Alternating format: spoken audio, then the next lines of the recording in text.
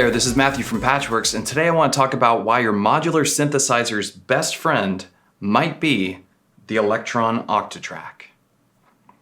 Now, I've been using the Elektron Octatrack for several years. I've spent a lot of time getting to know it.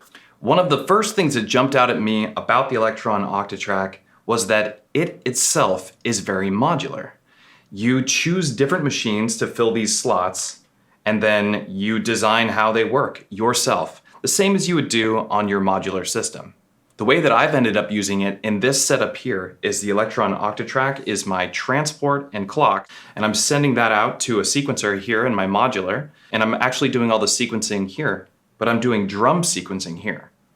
Now that may seem rather obvious, but there's a lot more going on under the hood of the Octatrack. So what I'm doing is I'm taking the stereo output from my performance mixer, and I'm routing that into the inputs A and B of the Octatrack. Now the Octatrack is an 8-track stereo sampler, so I can choose one of these 8 tracks to be an audio input for my modular. And what I'm doing is taking that audio and running it through what is called a through track on the Octatrack. And within the through track, I can actually run 2 insert effects. So I could put in reverbs, or filters, or delays, or freeze delays. I can process the audio from my modular live. And that is a really powerful thing to have when you're playing with your modular live. One of the things I found most difficult about playing shows live with modular isn't just that it's, you gotta spend time tuning all your oscillators, but a lot of it was transitioning to another section of music. It was sloppy, it was hard to do. So one of the things that the Octatrack solved for me when doing live performances was that I was able to, in my setup, I hold track 7 and I hit yes, and this arms a stereo recording buffer that's 4 bars long. It waits until the beginning of the next 4 bars, and that's when it will start the recording. And I have a scene set up on my Octatrack. For me, it's scene 16, and I can fade over to a recorded version of my modular system, but actually a recorded version of the entire thing together. I can record the movements on my Octatrack. I can record the movements here. So I can kind of improvise and make up new versions of a pattern that may have seemed to be getting stale. Now I have a new version of it in my Octatrack. And the audience who's listening to me play is hearing this recorded version seamlessly. I fade over to that recorded version so that they can't tell that I've switched.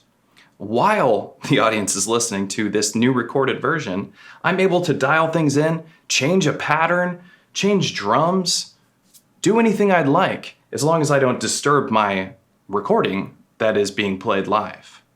And I'm gonna do a little demonstration for you and let you see how incredibly effective this is.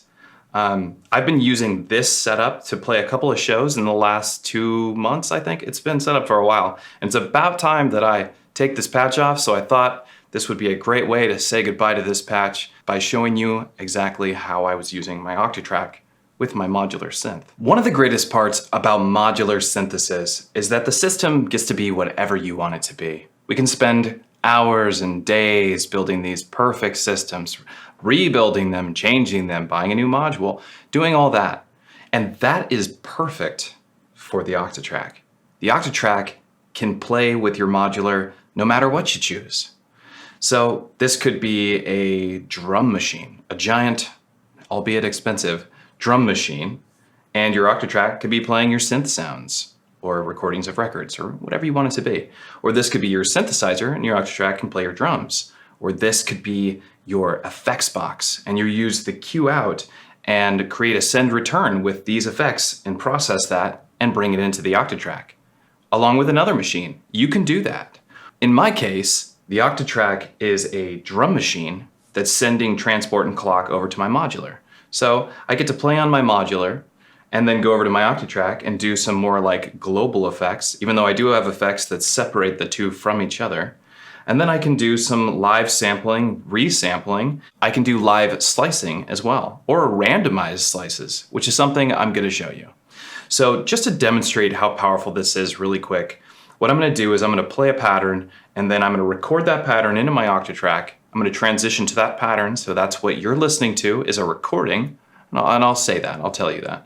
And then I will move to a new pattern or change some sounds on my modular and seamlessly transition over to my modular. So here we go.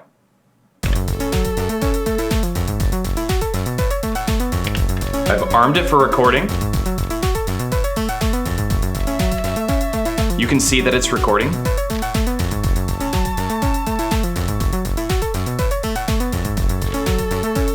Okay, so what I just did is I selected the scene that I have set up to listen to the recording and mute everything else. And now I've transitioned over to that to demonstrate that I really did transition over to it. I'll do this.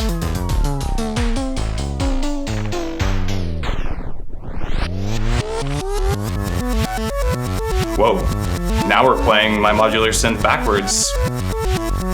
Totally seamlessly. Here, watch. Now we'll switch back over to our modular. Whoa. So another cool thing we can do, I'll double press stop there and make it go silent, is I can use the same recording buffer that I just used on track 7 on track 6. So you can see that's the recording. That's what it sounds like. And what I'm gonna do is I'm going to hold function and hit slice grid, and I'm gonna create a 64 slice grid. It's gonna align to 0 crossings, yes. And then I'm gonna go into this recorder and I'm just gonna fill this whole thing with recorder trigs or playback trigs.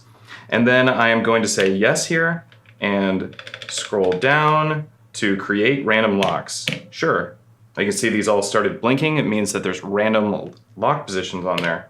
Let's make sure that slice is turned on. It is? Cool. So here's what it would sound like now.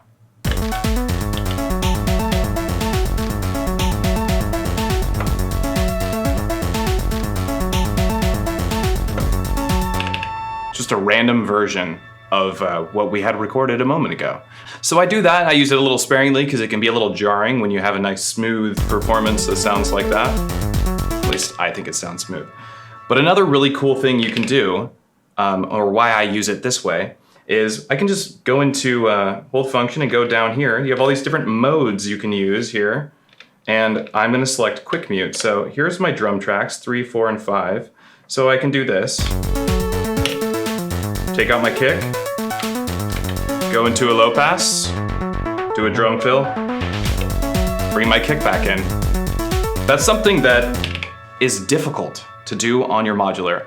It is possible, however, it requires a lot of HP. And I have built the system that does that, but it is actually a lot cheaper and more effective to just do it on my Octatrack, which is why the Octatrack continues to follow me everywhere with whatever system I end up working on. So now let's do another example of why this is so cool.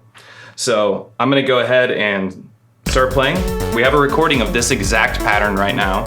So I'll fade over to that recording and I'm gonna choose a new pattern on the modular synth, that is. So now we're on the new pattern, but you don't hear it yet. But here I can fade over to it. Here's the other pattern that we had recorded earlier.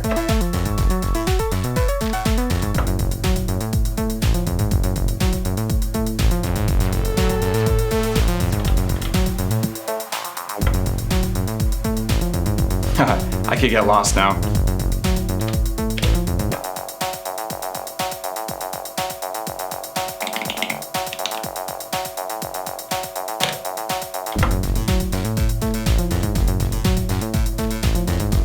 Yeah, okay. All right, I think you get the idea. Using the insert effects, using the scenes, using the crossfader, and then knowing my modules well, and also knowing your Octatrack well, with study and repetition, you can do some really beautiful things with these two. And I have noticed when I'm going to modular shows or watching people do modular streams, they often have Octatracks as well. There's so much you can do with a modular synthesizer and an Octatrack. This is just scratching the surface. So to close this out, I'm gonna play a little jam and stick around if you wanna hear it.